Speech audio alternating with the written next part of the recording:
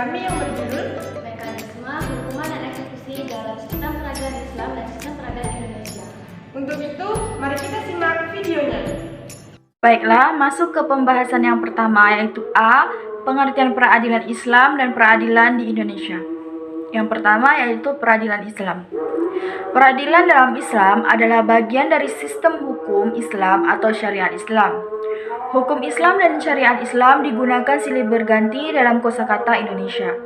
Pada tingkat internasional terkenal dalam 3 sistem hukum. Yang pertama sistem hukum kontinental atau civil law, kedua yaitu sistem hukum common law, dan yang ketiga yaitu sistem hukum sosialis atau socialist law. Sejak kemerosotan komunisme, sistem hukum sosial menjadi kurang diperhatikan di dunia hukum. Pada masa itu, sistem hukum Islam atau syariah law tidak begitu dikenal secara luas. Barangkali karena kurangnya pengenalan oleh negara-negara Islam berkelas di dunia, khususnya mengenai peradilan Islam, karena penegakan keadilan dalam masyarakat merupakan perintah yang wajib. Maka sejak zaman Nabi Muhammad SAW telah diadakan peradilan untuk menyelesaikan sebuah sengketa yang timbul antara individu maupun antar kelompok. Peradilan pada awalnya itu dipegang sendiri oleh Nabi. Para pihak yang bersangkutan dalam perkara diperiksa oleh Nabi dalam majelis peradilan dengan mendengarkan keterangan langsung pelapor, terdakwa, dan saksi-saksi. Baiklah, lanjut yang kedua yaitu peradilan di Indonesia. Sebagai negara hukum, Indonesia menjamin warga negaranya untuk mendapatkan keadilan sesuai dengan hukum yang berlaku melalui kekuasaan kehakiman dengan perantara peradilan. Peradilan umum diatur dalam Undang-Undang Negara Republik Indonesia Nomor 2 Tahun 1986 tentang Peradilan Umum Junto. Dalam undang-undang ini yang dimaksud pengadilan adalah pengadilan negeri dan pengadilan tinggi di lingkungan peradilan umum. Peradilan adalah badan atau instansi resmi yang melaksanakan sebuah sistem peradilan berupa memeriksa, mengadili, dan memutuskan sebuah perkara. Bentuk dari sistem pengadilan itu yang dilaksanakan di pengadilan adalah sebuah forum publik yang resmi dan dilakukan berdasarkan hukum acara yang berlaku di Indonesia untuk menyelesaikan sebuah perselisihan dari pencari keadilan. B. Eksekusi hukuman dalam sistem peradilan Islam.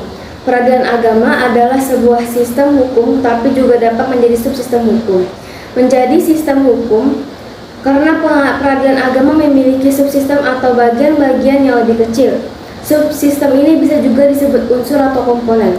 Peradilan agama menjadi subsistem hukum apabila dihadapkan pada sistem hukum yang lebih besar atau lebih luas.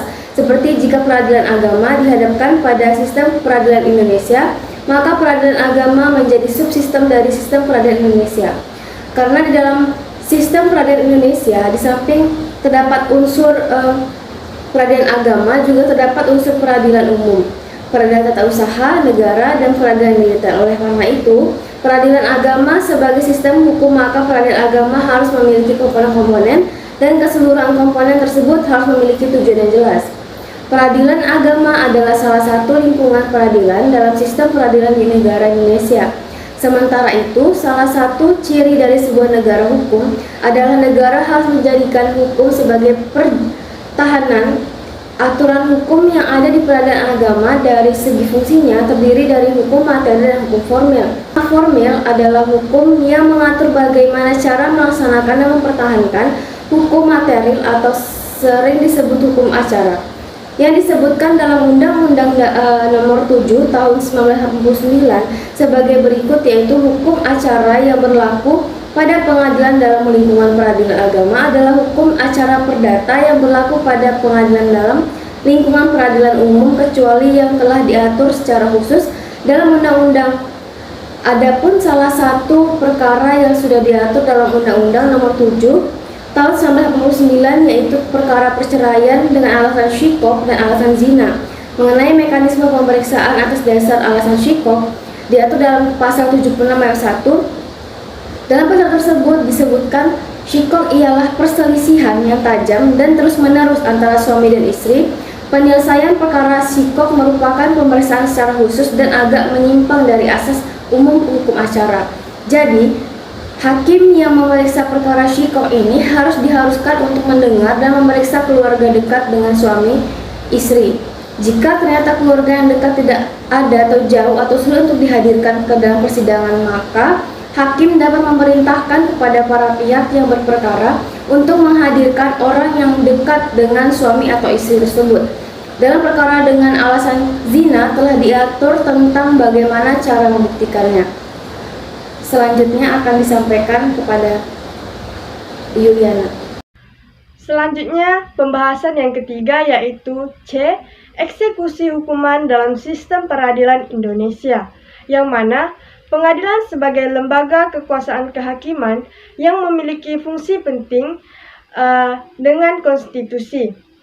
Pengadilan dapat berperan baik secara politis, yuridis, maupun sosiologis.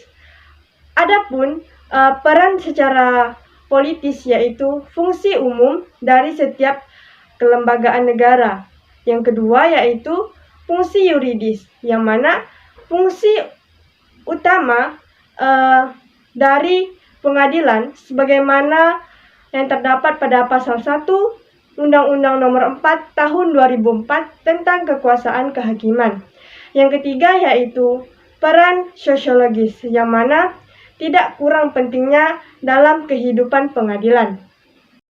Untuk itu, mekanisme pelaksanaan dalam peradilan harus dilakukan dengan biaya yang ringan dan juga harus dilakukan dengan cara yang sederhana sehingga setiap orang bisa memahami dan mengikuti jalannya peradilan karena tidak bertele-tele, dan juga dengan waktu yang cepat sehingga putusan tidak terlalu lama dan berlarut-larut.